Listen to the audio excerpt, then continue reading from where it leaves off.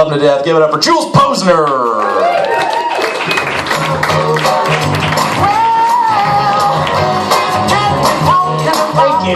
Thank you very much. How about another round of applause for Brian for sharing all that, sharing that with us tonight.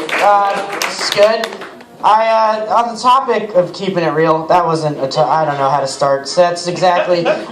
Here's the thing. A lot of people think that I'm a comedian. That would be incorrect because I'm actually a waiter. Yeah, let's not all jump out of our chairs in celebration of that fact. That's the thing, like waiting tables, you know, like that's my real passion. Because I just do comedy for the money, but I really want to be a waiter for the rest of my life. That is all I want to do. I got posters on my wall of the best waiters of all time, just for people to look up to inspire me to be a better waitress every time I clock in and put on my stupid fucking apron. So here we go, bachelor's degree. Good job, buddy. Thing is, the worst kind of waiter is what I am. I work brunch. You guys like brunch? It's always the whitest female voices that come to the support of brunch. Just the mere mention of it. Oh yes, brunch is delightful. They should get a Nobel Peace Prize. Whoever invented that. Oh man, mimosas? Woo! Oh, I'm not looking forward to serving someone so happy to be there. Because the thing is about working brunch, like I work every Saturday and Sunday morning, which is a tough schedule when you're a young alcoholic. Those are not good days to be working. And that's kind of the general state of brunch, is just no one's happy to be there, really. Like everyone like woke up too early to like hang out with some people that they're not really trying to hang out with at 9 in the morning on a weekend, and everyone's just nursing their way off a hangover. And like I see a lot of the same type of woman at brunch pretty often. Like there's always going to be like a young woman in there with like her boyfriend's college sweatshirt and like her yoga pants with her sleepy time bun.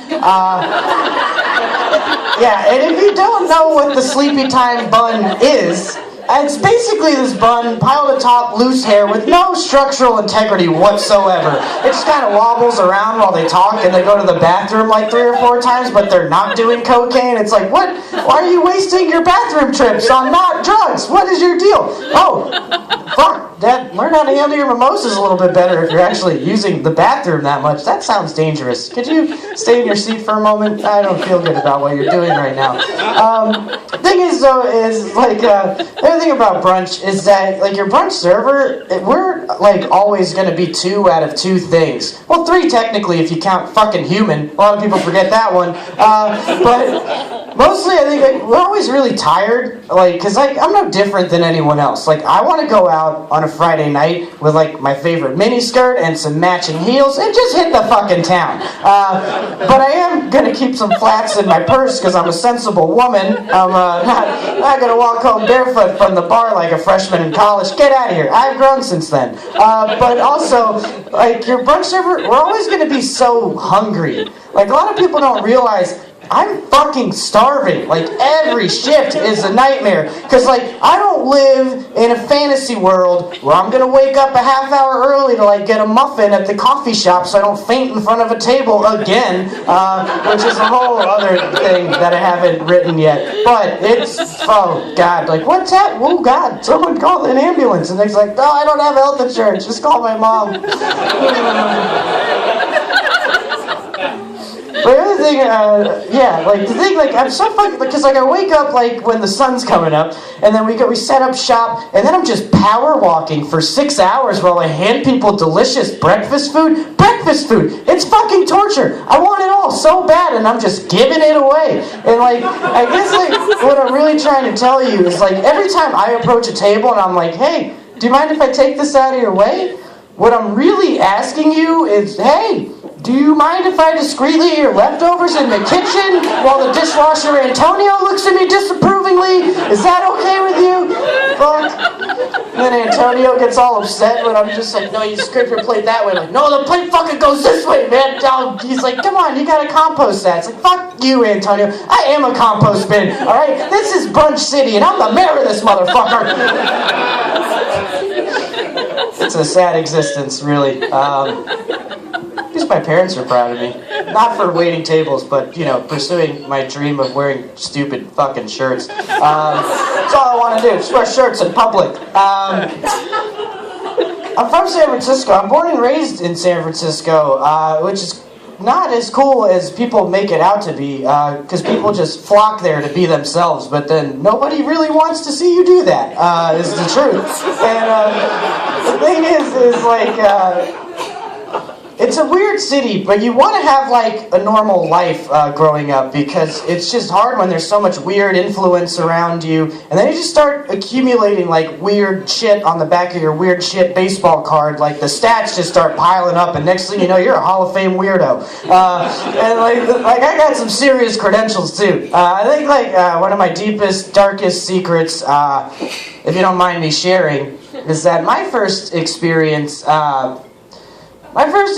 with a concert was Limp Bizkit, and yeah, you fucking laugh. Not really funny, all right? That was my life. That was my choice. I wanted to see Limp Bizkit like badly. I would do anything almost. And like the thing is like it's not my fault that Limp Bizkit decided to go on tour with Eminem and Papa Roach when I was an 11-year-old white kid. Who's gonna resist that lineup? No fucking way. That is like the holy triumvirate of future joke bands. And I was just all about it. I was like, oh, Limp Bizkit, they're gonna pop my concert cherry. It's gonna be so good. If there's something better, I don't want to know.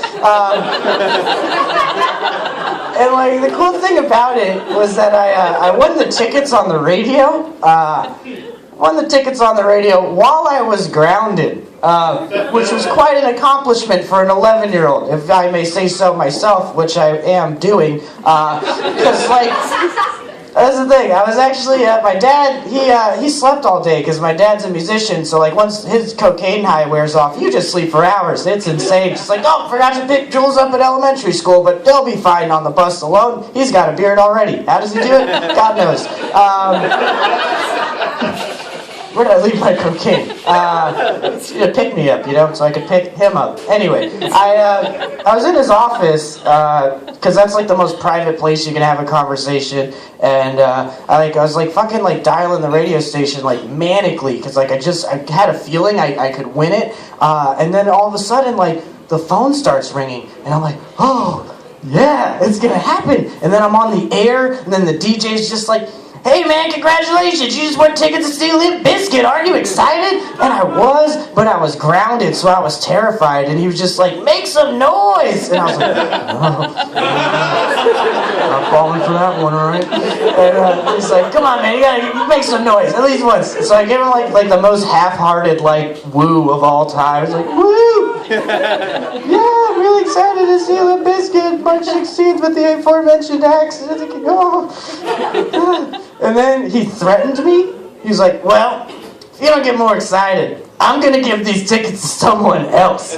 And then I snapped. I was just like, you listen to me, you cocksucker. I swear to God, I will come down there and murder you in broad daylight. I don't even care who sees it. You're going to regret the day that you crushed the dreams of Jules Posner, you worthless sack of shit. He was like, all right, we'll put you on hold. We're going to get those Limp Bizkit tickets in no time. You're gonna go to that. And it was awesome. They had lasers, all the things to distract you from how terrible of a band they are. So, yeah, it's fun. We're rolling. I am a young white male, which is tight. It's probably the easiest thing you can do. Let's try it out. But my friends are worried about like my drinking, because that's kind of what you do when you're bored with everything in your life. They think it's weird that my preference is to drink alone. They think that it's sad, but it's not sad if you fucking love it. And I do. On my favorite things to do list, it's in the top one. Just 1 out of 1. Very short list. And my friends and I, we were pre-gaming, but that's all we were doing. You ever do that? Just pre-game? That's it. Fucking dangerous game, man. Don't play it.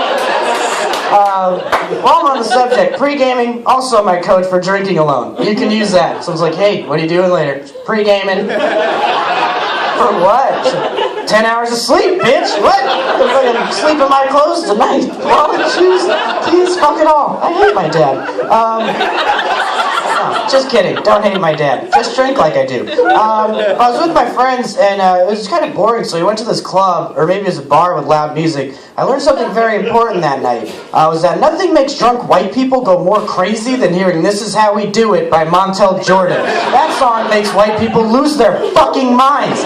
And like my friend who's not white and doesn't understand the phenomena was just like, hey man, I don't know why you guys like this song so much. I think it sucks. I don't like his cadence. And I was like, alright, world star, calm down. Look, here's the thing. Like, white people love that song so much because Montel Jordan enunciates. Like, I know every word to this rap song. Don't take this away from us. One of the lyrics is designated drivers got the keys to my truck. He's rapping about drinking responsibly. Like, that's some shit your white mom's gonna let you listen to on the way to elementary school because that is how we do it. Alright, I'm Jules. Thank you very much, you guys.